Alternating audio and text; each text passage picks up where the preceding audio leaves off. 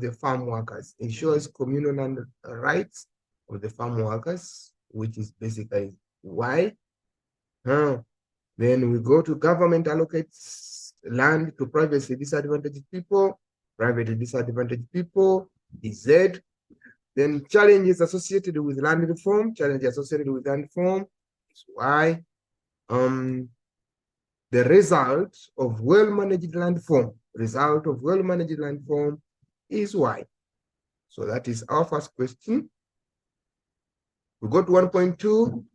1.2 says a central place town is services that surround rural areas. Services the surrounding rural area. Services the surrounding rural area. We go to the next question.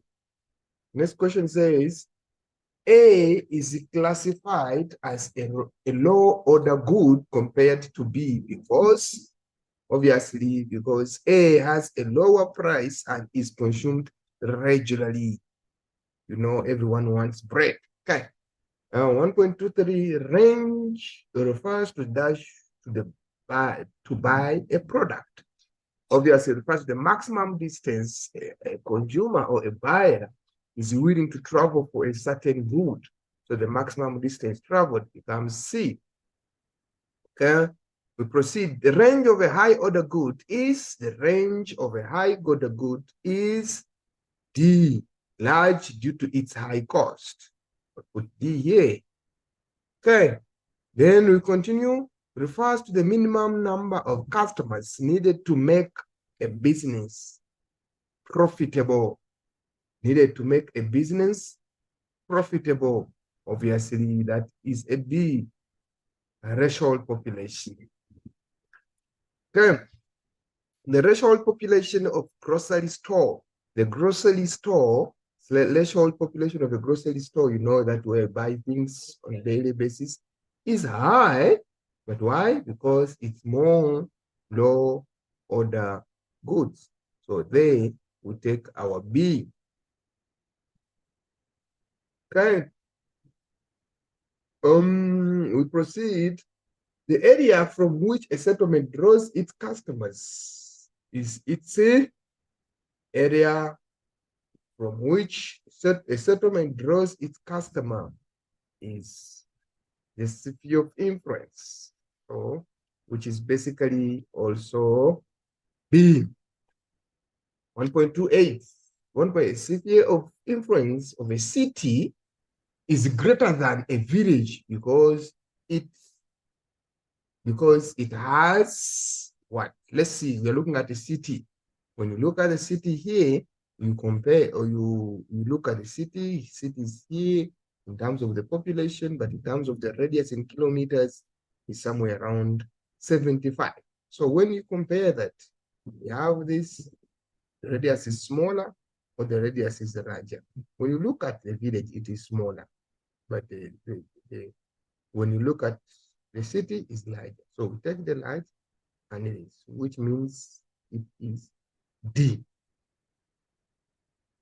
Okay, we go to 1.3. 1.3 is the population, the depopulation in Alfred Nzo district municipality. Here we have the two graphs, the urban and the rural, the population in million and the years. So we read the extract and say villages in the Alfred Nzo district municipality in a remote Eastern Cape cover thousands of hectares along the N2 national road. Extreme social and economic poverty exists in these villages. This is a common problem in many other parts of rural South Africa. The Alfred Nzo district municipality is the most impoverished, poor rural region in the country, where more than 65% of the people live below the poverty line and 70% of the population is not economically active. These extreme social and economic conditions are made worse by limited access to services, especially water, healthcare, education. Fewer economic activities have a negative social and economic impact on the area. Rural settlements are no longer an attractive option for rural dwellers. Okay. What evidence in the graph, we're using the graph here, what evidence in the graph indicates that rural depopulation has been taking place since 2020. Come to the graph, when you compare 2020, look at the population. From 2020, the population keeps on decreasing. So it moves from somewhere around 17, and it has dropped to somewhere around 11, which is a significant indication that rural settlement was taking place. The evidence is that the graph of rural settlement shows a decreasing trend. The graph in the rural settlement shows a decreasing trend. The rural graph shows decreasing trend of the population. Shows the decreasing trend of the population. Name two social services in the extract that are lacking in Alfred Nzo district. Social services that are lacking in Alfred Nzo district. Number one, here we have limited access to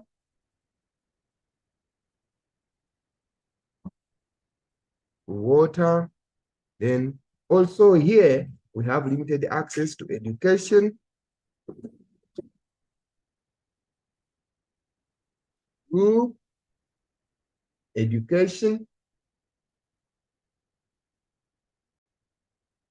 have limited access to health care, limited access to health care. So any of those ones, the question is 2 points. Therefore, you should make sure that the 2 points exist. The next one is name two possible reasons, give two possible reasons for the lack of social services in Alfred Nzo. In other words, why Alfred Nzo is facing this challenge of limited social services. One is that the biggest population is economically inactive. Most of the population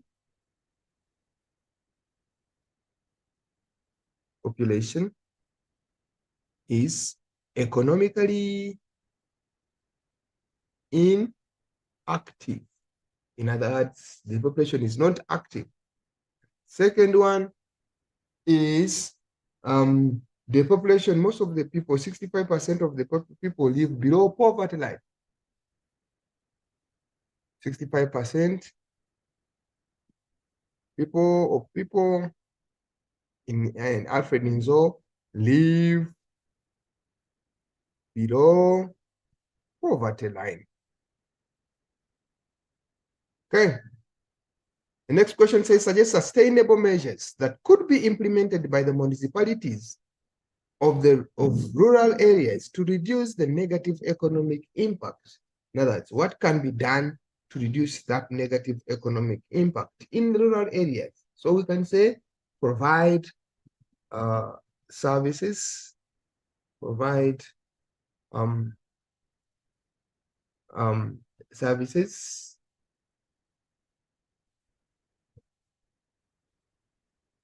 rural areas.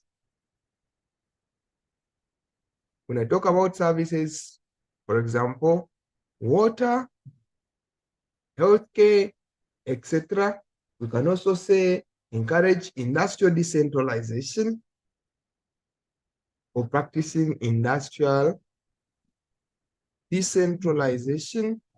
So when industries are extended to rural areas, it will simply mean they will reduce the negative impact on the economy or in the area. You can also say improving rural infrastructures, improve rural infrastructures.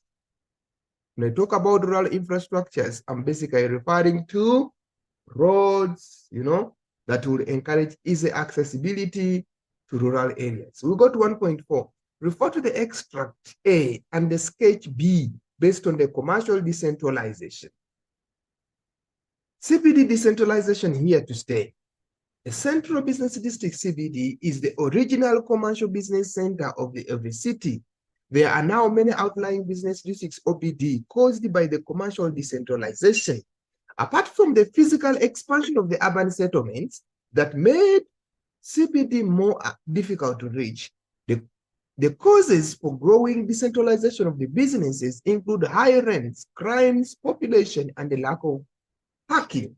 Well-located decentralization nodes remain sought after the businesses looking for secure premises for their companies, park-like surroundings, and sufficient parking facilities.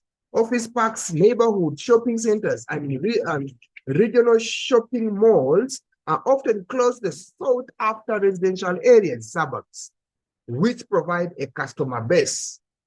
Okay. The next question is, we can look at the graph, we can see the parking space that is provided around the cities or the outlying business districts. And when you look at the CBD here, there is no parking space. It's all over congested with the building density, very tall, so close to each other. There is no space for further expansion. The first concept to be defined is commercial decentralization. Define commercial decentralization.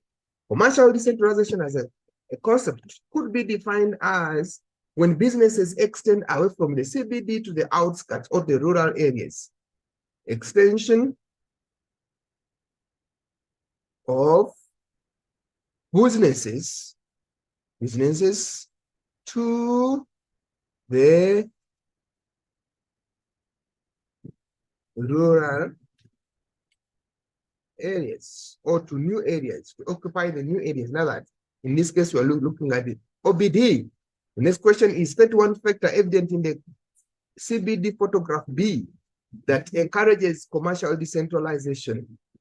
No parking space, or we can say lack of parking as one of the factors. You can give as many as possible. Lack of parking space, the high population, etc. But basically, there's no parking space for cars. So it is ever congested.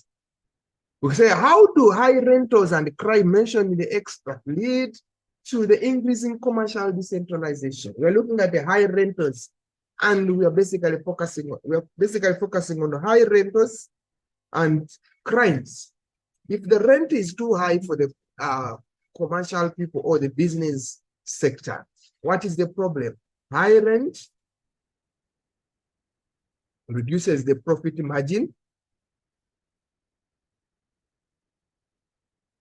Profit margin for businesses. So you find out that when the profit margin decreases, this will lead to people moving away from other areas. And we also say high crimes also makes businesses very insecure. So in other words, the businesses, the property, the monies, and all that will not be safe for the business owners.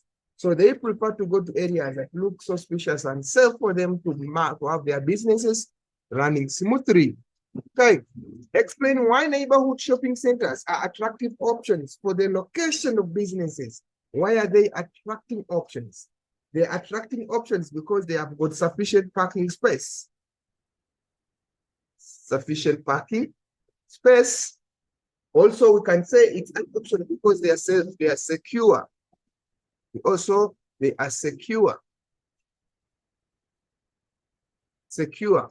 In other words, it is safe for business people to have their companies to run. For companies to run in the businesses outside. Okay. We go to the next question. The next question says, how can the increase in the number of neighborhoods, that is the shopping centers, have a negative impact on businesses in the CBD?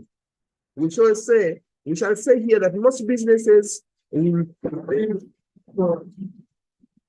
from the CBD, businesses will relocate to the OBD from the CBD.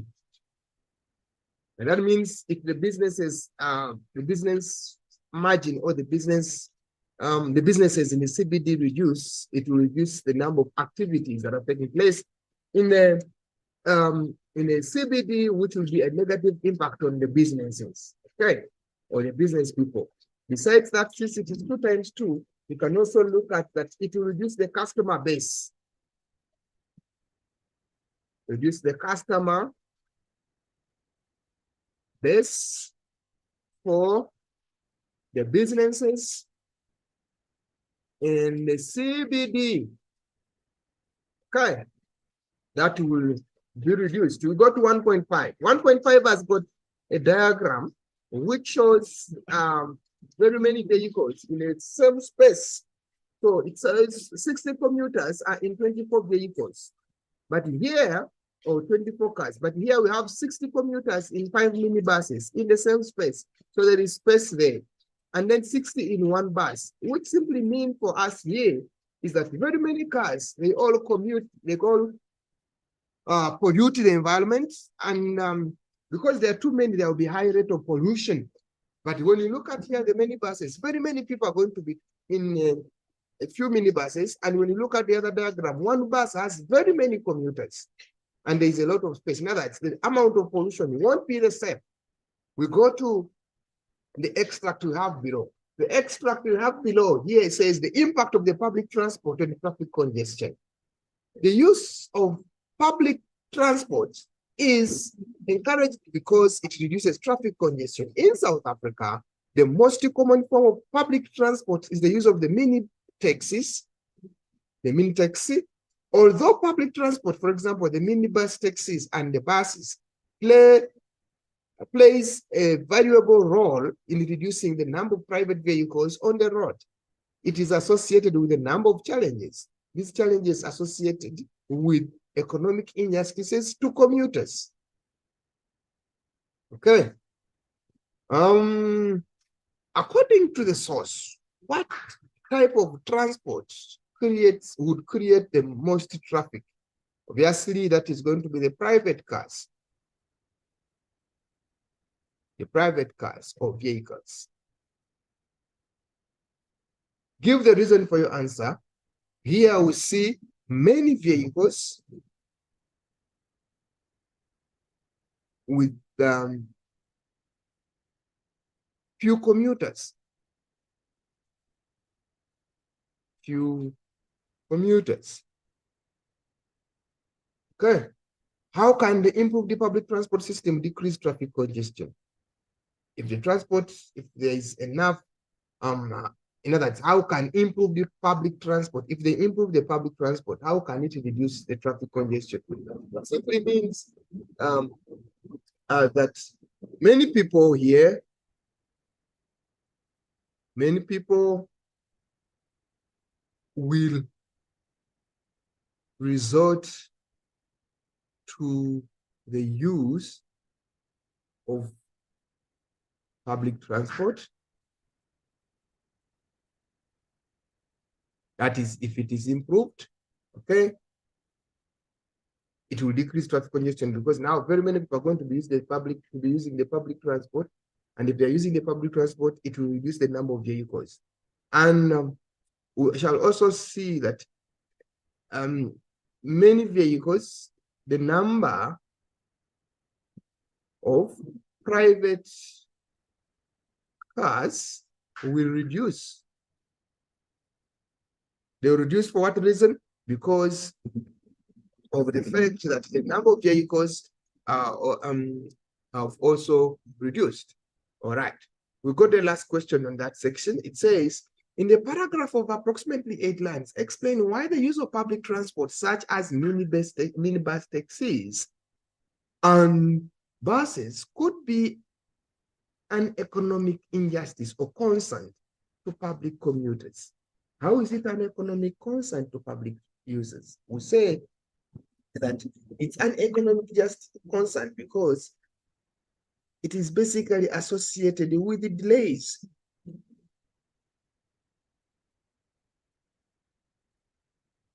associated with delays. Why do we say delays? Because as one bus will be waiting for 60 people, it will take a lot of time for it to get full, which now becomes a problem or a concern to the commuters. Okay. And number two, we shall say they usually operate at a high speed, operate at a high speed. They usually operate at a high speed. And this is now, this high speed, then it will limit, it will be causing, it will cause accidents. It will be causing accidents, or it makes it insecure, making it unsafe. Because they operate at high speed. Why? Because they would love to go and secure more load, okay, more people, and therefore that causes problems, accidents to the commuters. It becomes a concern. Number three, it's usually overloaded. The overload of the buses. This also makes it unsafe. Because they overload as they want to make more money. Also, and lastly, we can say that overcrowding in buses. Overcrowding in the buses. Hence, it also makes it insecure, or it makes it a concern. Okay, we can also talk about the usual breakdown. Usual mechanical breakdown of old buses, which is now causing delay and a concern to the commuters who need to be either at home or at work. So it becomes a problem. We go to question 2. So we are done with question 1. Question 2. Question 2 says, mining is an example of which sector? Obviously, it's the extraction of raw material, of minerals from nature. So it becomes a primary sector. The price of minerals fluctuates in the mining industry due to foreign investment or foreign exchange. It's foreign exchange. Remember, they compare the prices of the minerals to the dollar, which is basically foreign exchange. Geothermal gradient or unskilled labor is an example of a physical factor. Of course, unskilled is not physical. The only answer we have there is the geothermal gradient. Platinum is an example of a renewable or non-renewable resource. Platinum is non-renewable. When it gets used up, or it doesn't replace, it's not replaced by the minerals themselves. Platinum is mined in South Africa, in the Western Cape or Northwest. Obviously, platinum is Northwest. That's why they call it the Platinum Province. Platinum is used as a raw material in the production or generation of power or jewelry. Obviously, it's production of jewelry because it's a precious mineral. The next issue here is that labor unrest or labor availability in South Africa impacts negatively. Obviously, it can't be labor availability to impact negatively. Because it is negative impact, it has to be labor unrest.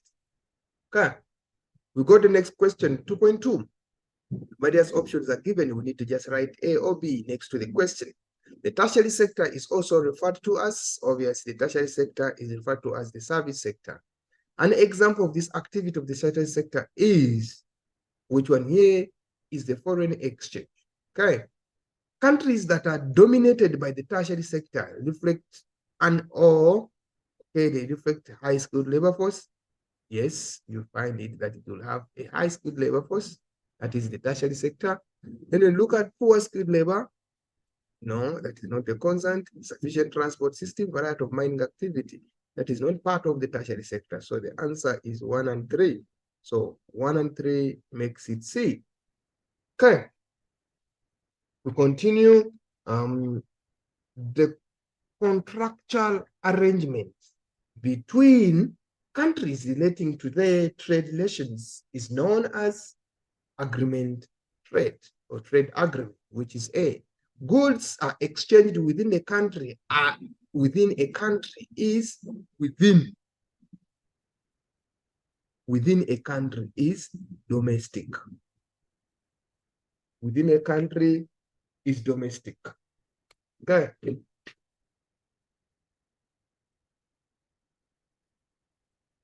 Within a country is domestic. All right.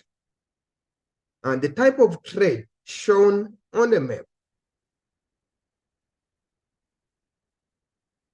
The type of trade shown on the map. The type of trade shown on the map is, you can see this is a continent, this is a continent, it's another continent. So it becomes international trade. Okay. The economic disadvantage of importing goods. Economic disadvantage of importing goods. We are looking at importation of goods. When goods are imported, creation of employment, never. It can't create employment. It just take away the employment. Okay, so that one is wrong. So wherever there is A, it's wrong. Then we say A is wrong. Then they say production suffers locally. That it can be correct. Goods become cheaper. It can be cheaper. Also, good growth of industries. This is not a disadvantage. So the answer is B. 2.8. An advantage of South Africa having a favorable balance of trade. A favorable balance of trade. We'll look at favorable balance of trade, decrease foreign capital. Having a favorable balance of trade, foreign capital decreases. I'll take that one out. Foreign capital, favorable balance of trade, advantage, foreign capital decreases. Okay, and let's say jobs are created. That one is okay because it's trade. You export more than importation. Jobs will be created, which is okay. Retrenchment of workers, it's not true. Stimulates economic growth. That one is very true. So it is Roman number 2 and Roman number 4, which is basically number D or part D. 2.3. 2.3, it's about maize farming in South Africa. More than 10 million tons of maize grown is produced in South Africa annually on approximately 3.1 million hectares of land. Half of the production consists of white maize for human food consumption. Maize needs 450 to 600 millimeters of rainfall per year, which is mainly acquired from the soil moisture reserves. The challenges in maize production include variation in environmental and climatic conditions, poor soils, labor issues, and low yielding seeds, among others. The map here shows the different provinces and where basically maize is grown. Somewhere here we have the graph. First question is, name the province A on the map. Province A on the map is Free State. Okay, refer to the graph and compare the amount. Compare, it can be a difference, it can be a similarity, since it's compared. So when we compare, I will give a similarity, and here we shall see that here the graph is small. When it increases, the graph goes up. When it reduces, the graph, both graphs are fluctuating. So there is fluctuation in production and exports of maize. So there's whenever it increases, it also increases. Wherever it reduces, it also reduces. So that kind of uniform trend of fluctuation happens. Why does South Africa have a large domestic local market for maize? First of all, it has been indicated in the graph here that for human food production. Therefore, it's the staple food for South Africa. Staple food for SA. Besides that, why is it so? It's because maize, because of the climatic conditions. Okay, no, why is South Africa domestic market for maize? The domestic market for maize, number one, we have just said that it is a staple food because it is used as food So its consumption is needed. Number two, we say because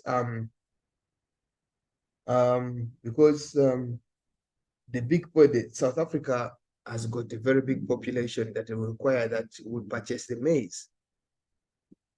The big population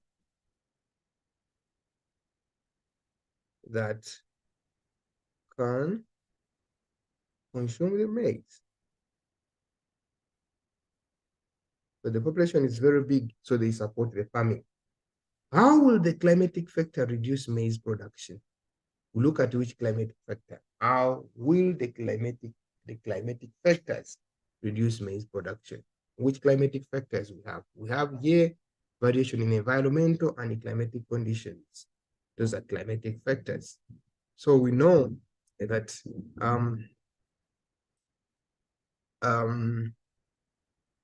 limited rainfall amounts affect the growth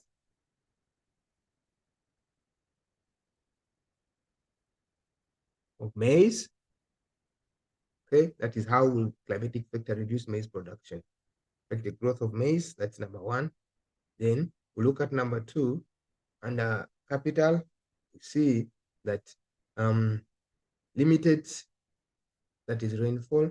Then after seeing the rainfall, the other environmental factor that we have there is environmental. We have the poor soils. Poor soils affects negatively the growth of maize. So there won't be enough fertility in the soil to influence or to favor the growth of maize. And 3.5, it says, explain the economic importance of maize production to South African economy. What is the importance of maize production to South African economy? So we say here, supplements food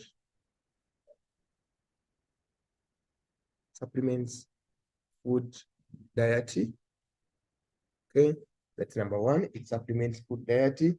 Number two, helps to alleviate poverty.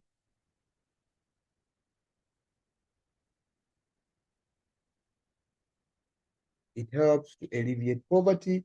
Number three, you can look at the mark allocation. It's only 2 marks, but we can give as many as we can. People are employed in production of maize. Employment in the maize production. So we can have as many options as possible. All right, let's go to 2.4. Refer to the infographic on the Port Elizabeth core industrial region and the Koweka Industrial Development Zone. IDZ below is the extract we are supposed to read, and the map we refer to. And read the extract and say, while the automotive sector continues to dominate, the Koweka Industrial Development Zone holds the key to expanding and diversification of the industries of the Port Elizabeth. Okay. The long-term presence of Volkswagen and Isuzu has been lifted by a multi-phase 11 billion investments by Beijing Automotive Group at the Industrial Development Zone. Okay, diversification simply means of industries, allowing greater variety of industries to locate in the area. There is also a timeline of Quaker-related newspaper headlines. Okay, here it shows the timeline from 2018 to 2023, what has been happening. So the first question is, name the type of transport infrastructure indicated on the map which favors the location of PE industrial region. Obviously, the only transport sector indicated is the harbor. So here, write harbor. The primary or secondary sector dominates the economy of the PE.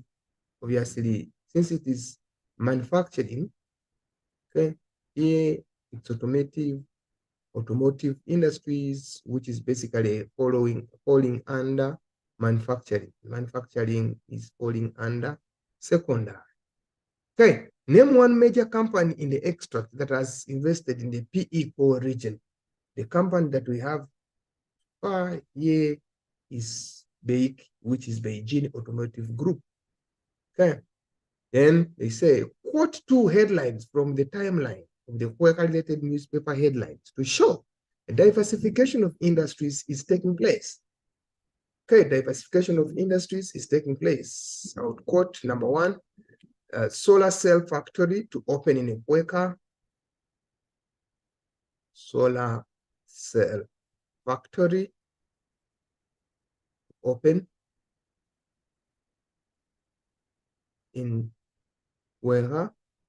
And number two, we can say aquaculture, which is Ikweka new fish farm zone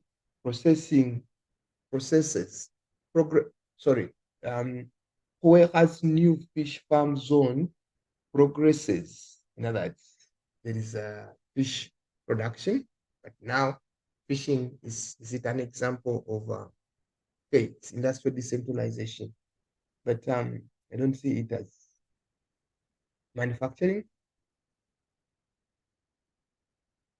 But basically,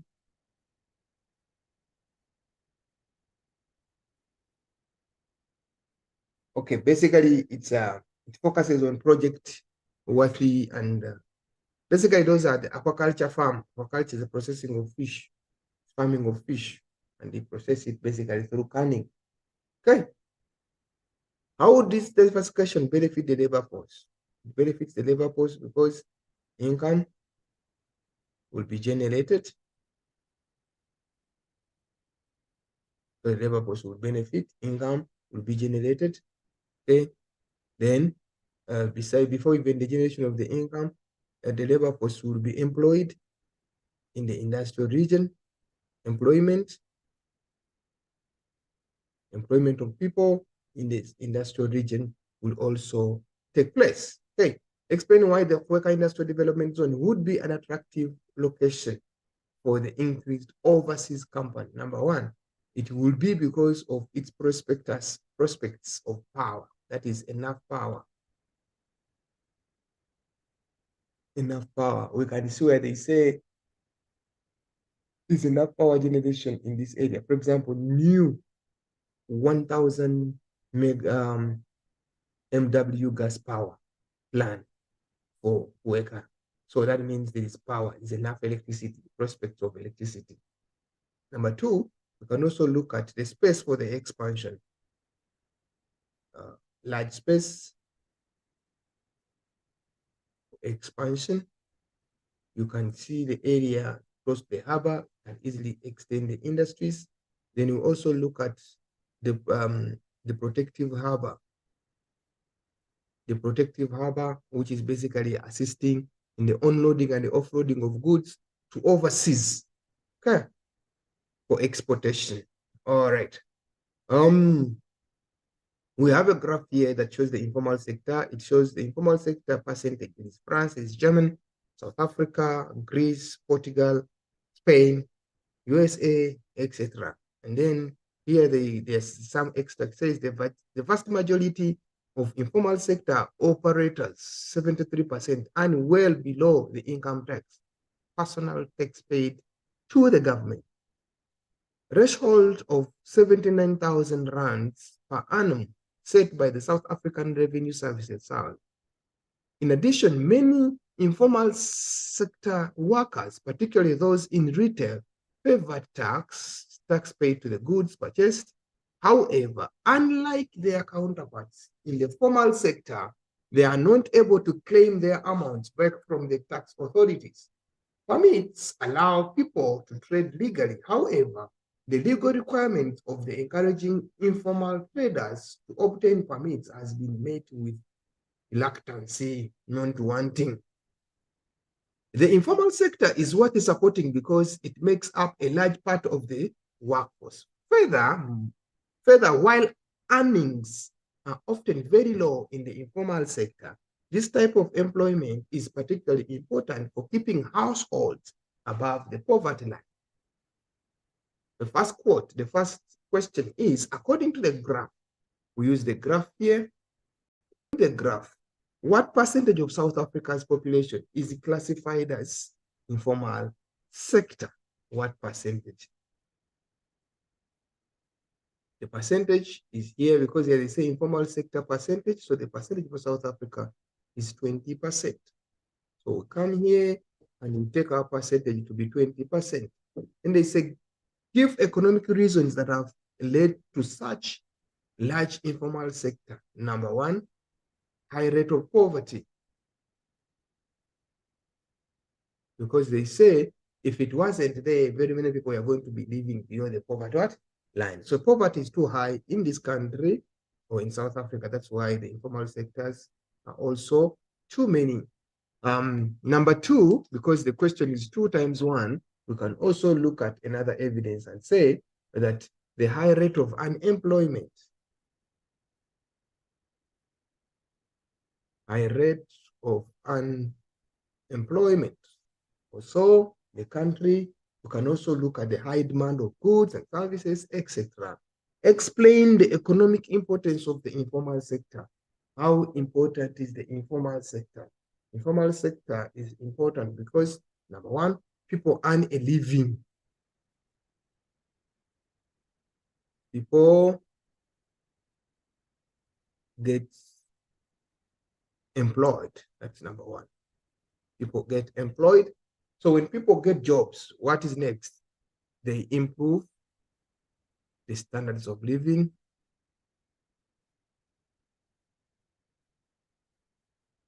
The standards of living. Besides that, we can look at the informal sector as it's able to improve standards of living. We can also say that they also pay VAT.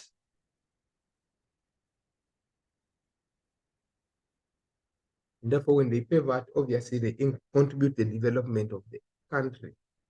So it's of economic importance. The informal sector, explain the economic importance of the informal sector. How is it important? So we can see any of those ones. The last question under that is, in the paragraph of approximately 8 lines, suggest strategies that can be put into, that can be implemented to improve informal sector. Strategies that can be implemented is, for example, the first strategy is providing formal structures, basically improving of stores or improving infrastructures that they can give out to people at lower costs. You can also say providing mobile toilets. Remember, these people do not have toilets to go into. And also their operation areas, they're always very, very unclean. So we can also talk about regular cleaning of the areas where the people are working from. Besides that, we can also say educating the informal workers to improve skills. Educating the informal workers to improve skills. We can also encourage informal workers to group themselves. Encourage informal workers to group themselves, in other words, to participate in formal economy, to participate in formal economies,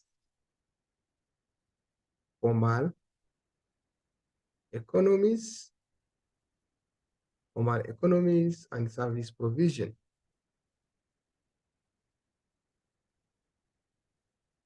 Okay. Then we can also look at others like providing financial inclusion, financial inclusion. These people need to be supported financially. They don't have enough money, so they can include them in the financial institutions so that they can also have that security. So we go to the last question, which is question 3. It's about the map that we have. This information shouldn't be skipped. We must read it. Say, Rebecca or Port Elizabeth is a major seaport or harbor and densely populated city in the Eastern Cape of South Africa. It lies in the Algoa Bay in the Indian Ocean. The residential area is on a flat land with an industrial sector at the north end. Rebecca is characterized by a large number of green belts.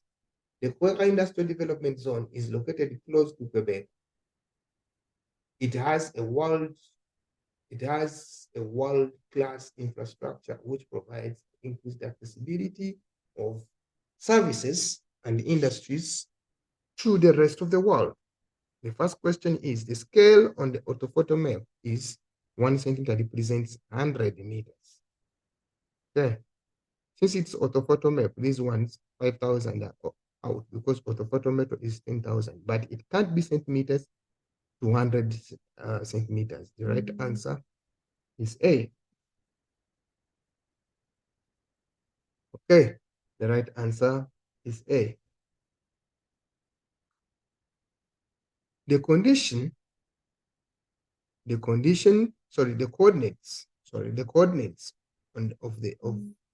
of the stadium.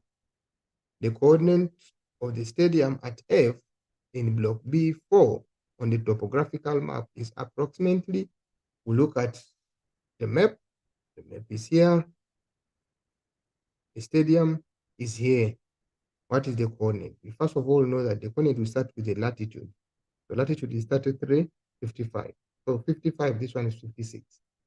So before we look at the minutes, we come and check our options given. It's 33, 33, 56, 56, 56. Okay. So when we check here, 33, 56, 56. Okay. So in other words, since it is 56, we take the options that are right. Obviously, 55 is out. Okay. 55 is out and 57 is out because here it is located on 55, 56. Okay. So we check. It's not even half. Not even half. It's somewhere above there. So when we check the options given, since it doesn't reach half, we have a 19 here and a 19 here. Okay, so 19 and 19, one of the two is right. So the first one is okay. Let's check the second options. The second option we have 33. 33 is 33, 25, 33 is, but where is F? F is here. So it is 1, 34, 35, 36. Let's see the options. The options we have, it should be a 36. So the answer is obviously C. Okay. The answer is obviously, all right. So that is 3.12, 3.13. 3.13 is captured the distance of the runway in meters between 6 and 7. So what do? We come to the area where 6 and 7 is. 6 and 7 is here. So it is from 7 is here and 6 is here. So what do? We have to measure the distance, the straight line distance in meters. I mean in centimeters from here to 7. And when you put your rule along from here, when you put your ruler from here to here, the answer I'm getting is 14. You can get a 14.1, but it is 14 there. So if it is 14, what do? They say the formula is here. Actual distance is equal to the map scale, map distance times map scale. What is the map distance? The map distance is 14 centimeters. So map the map scale, since it is orthophoto, it is 10,000. So what are we getting? 14,000.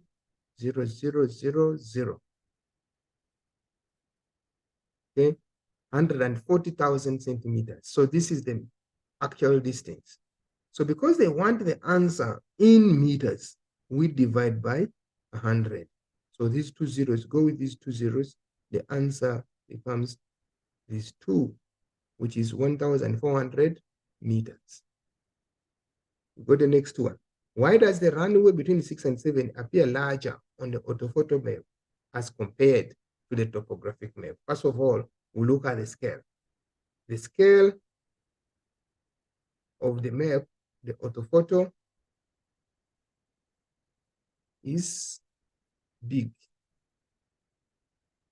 or we can say the scale is 1 to 10,000, whereby the smaller the number, the bigger the scale. The bigger the number, the smaller the number, the smaller the number, the bigger the scale, the bigger the items that are being shown on the map. So in other words, they are enlarged because of the scale. So the scale is bigger, or we can say it's 5 times bigger than the other one, or we can say the scale on the map is 1 to 10,000, which is the same thing. Okay, refer to the topographic map. Use the information below to calculate the magnetic declination. So we have the year difference is 2 years. So if the difference is 2 years, what is next? Is annual change. The annual change, when you check the map, we go back here and we check the map. When you check on the map, the annual change is indicated, mean annual change is indicated as what? As 12. So we come here and we say the mean annual change is 12 minutes west. So the next thing is total change. Total change means it is 12 minutes west times the 2 years. The answer you're getting here is 24 minutes. Okay, 24 minutes west of true north. If it's 24 minutes, that is the change that must have taken place from 2021 to 2023. Okay, so but they want the mean magnetic declination for 2023. So we get the mean magnetic, so we get the magnetic declination for 2021, which is, we check on the map, the one for 2021 on the map, it is 29 degrees 00 minutes. So we come here, say it's 29 degrees 00 minutes. Because it is west of true north, we add 00 degrees 24 minutes. So when you add, you get 29 degrees 24 minutes west of true north, or westward. Please don't miss out the word westward, or west of true north. Okay, we get our 4 marks from there. So we go to the next one. What is the purpose of magnetic declination? Okay, helps to calculate the change.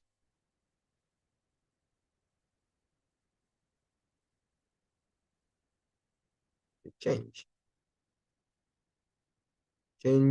must have taken place in that. We go to interpretation, which is 3.2. You refer to these two diagrams. You can see that in Z, it's a double stall houses. See a little bit of big houses, a double stall, very well furnished. And then we can also look at the low income earners here. We can say the middle income earners. This one looks to be large income. This one looks to be low income. Houses close to each other, very small houses out, limited space for trees. You can see the electric lines and so on. Then which photograph X or Y matches area G on the topographic map? Let's go to area G. G is here. When you look at the nature of the streets, where it is located, and here, you find out that this one is basically an informal settlement. So when you check here, which one looks like an informal settlement? It's Y. So which photograph marks that? Obviously, it's Y.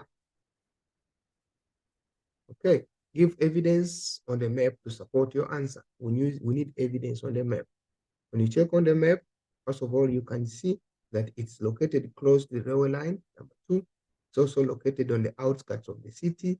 Number three, it's far away. The street patterns, there are no proper street patterns. See, here there are no proper street patterns. The way they are arranged here is not safe.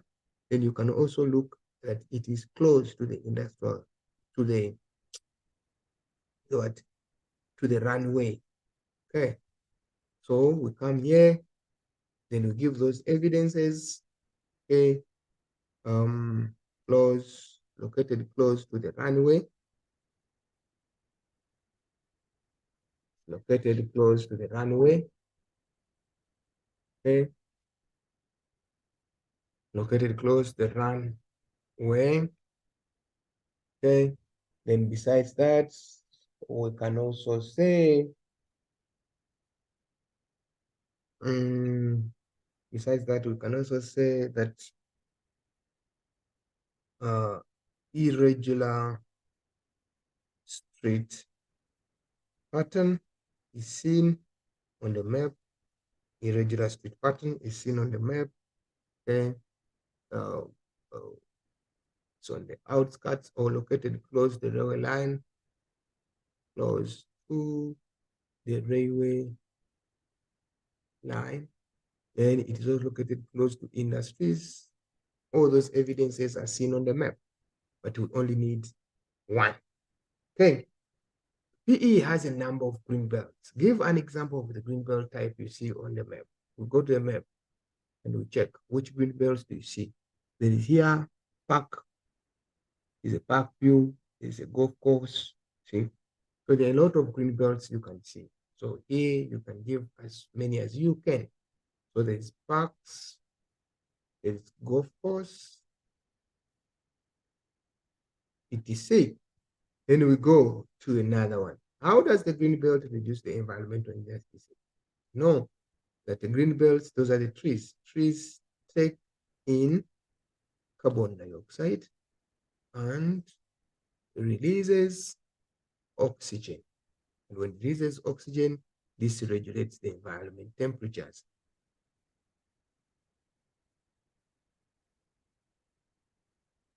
And when it reduces temperatures, it reduces the environmental injustices. Okay, the next one, give evidence from the topographic map northeast of that block. Okay, BL4 and B4 is heavy industry. Give evidence from the topography that the north end edge in this block is a heavy industry. Let's go to the north end. The north end is here. Okay, why do we say it's a heavy industry? As you can see, it's located on the outskirts, located close to the railway lines. There's a railway line here, okay, or the main transport roads. You can see that they are very big industries compared to, when you compare the plots that are being occupied there. So we can say here, located close to the located at the outskirts. Besides that, if you don't say that, you can say located close to the railway line, transport routes, main transport route. That is what do we see there is a railway line. Okay, you can also look at the plots, big plots of land that is occupied at the outskirts. You know, you can only, big plots and extensive. It can only extend that far if the land is cheap on the outskirts. Okay. Identify the human feature that would limit north end human feature. They are referring to human.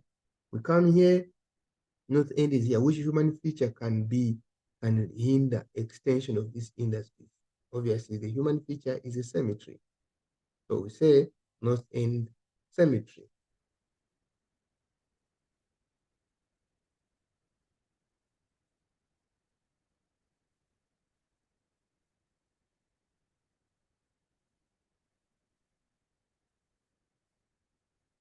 north, north end,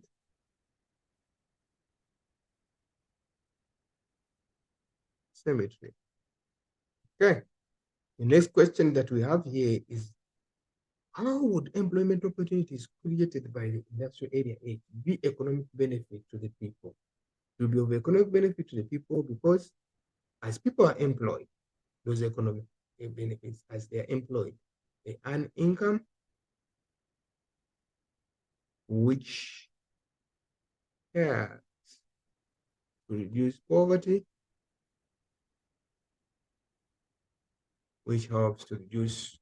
poverty, okay, and improving standards of living.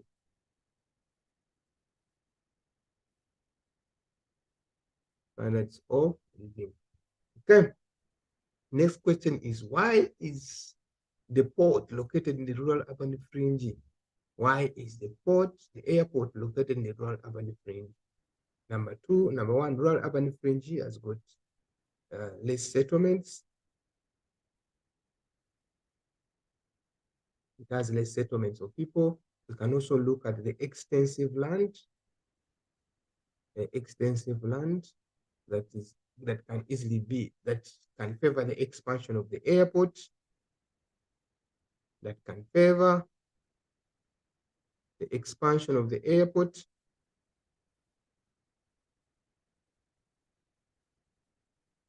Okay, so when you look at all those things, they can influence the location of the airport there.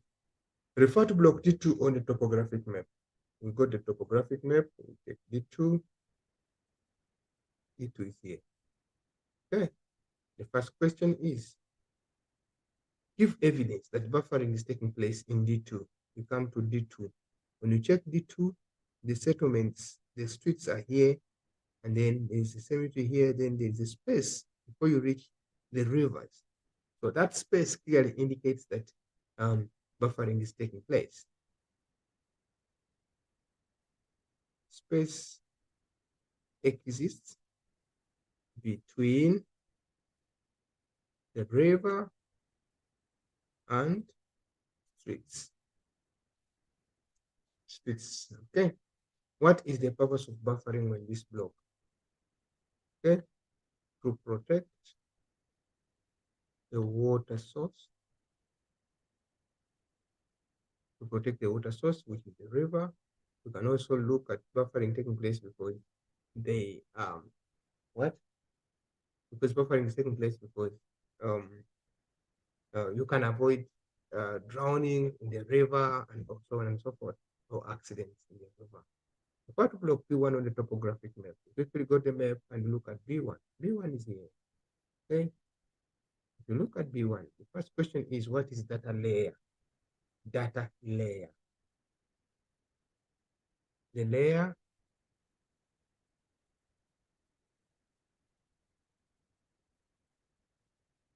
or the layer that can be put on top of the other.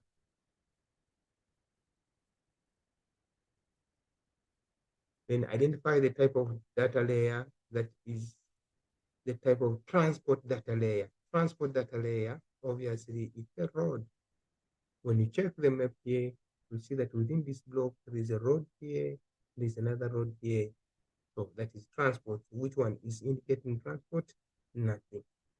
Okay. Then the last one is referred to I in block B1. Come here, I is here in block B1. This is I. What's the first question?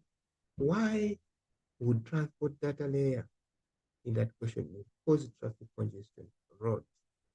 Because there are very many intersections. One,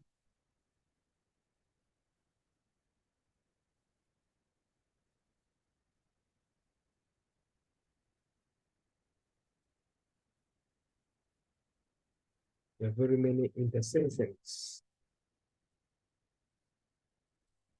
If you look at that layer, there are very many intersections. There are very many intersections. Here at I, there are very many intersections. Roads intersecting each other that can cause accidents, most especially during road shading. Okay, many intersections on the. Okay, thank you so much. Thank you for listening.